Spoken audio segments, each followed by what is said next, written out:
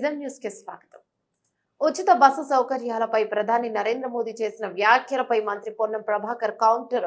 మహిళలు ఉచితంగా బస్సు ప్రయాణం చేయడాన్ని ప్రధానమంత్రి స్థాయిలో జీర్ణించుకోలేకపోతున్నారు. కొన్ని రాష్ట్రాల్లో అక్కడక్కడ ఉన్న పరిస్థితుల దృష్ట్యా మహిళలు ఆర్థికంగా ఎదగడానికి ఉచిత బస్సు ప్రయాణం కల్పిస్తున్నాయి. వాస్తవంగా ఆర్టీసీలో ప్రయాణానికి మెట్రో ప్రయాణానికి సంబంధం లేదు. మెట్రో సెక్టార్ వేరు. ఇప్పటికీ కూడా మెట్రోలో బోగీలు పెంచాలని విజ్ఞప్తి చేస్తున్నాం. ప్రధానమంత్రి రాజకీయ లబ్ధి సంబంధించిన ఆలోచన చేస్తున్నారా?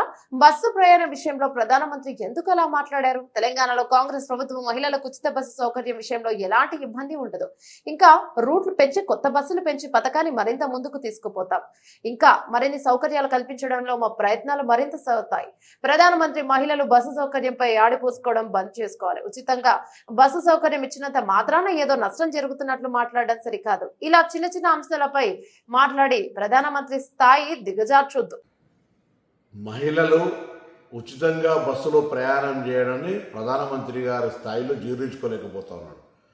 తప్పేంది, కొన్ని రాష్ట్రాలు అక్కడ నుండి మహిళల మీద వారికి ఒక ఆర్థికంగా ఉపయోగపడాలనేటువంటి ఆలోచనతో ఉచిత బస్సు సౌకర్యం కలిగేసింది.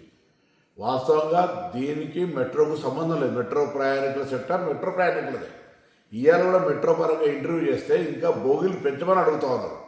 అది వదిలిపెట్టి ప్రధానమంత్రి గారు రాజకీయపరమైనటువంటి లబ్ధికి సంబంధించిన విషయంలో ఆలోచన చేస్తూ ఉన్నారా?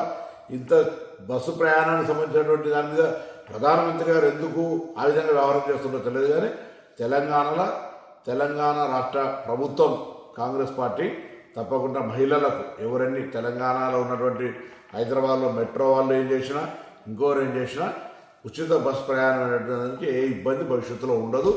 దీనికి ఇంకా కొన్ని రూట్లు పెంచి కొన్ని బస్సులు పెంచి కొంత ఇంకా సౌకర్యంగా చేయడానికి మా ప్రయత్నం కొనసాగుతుంది.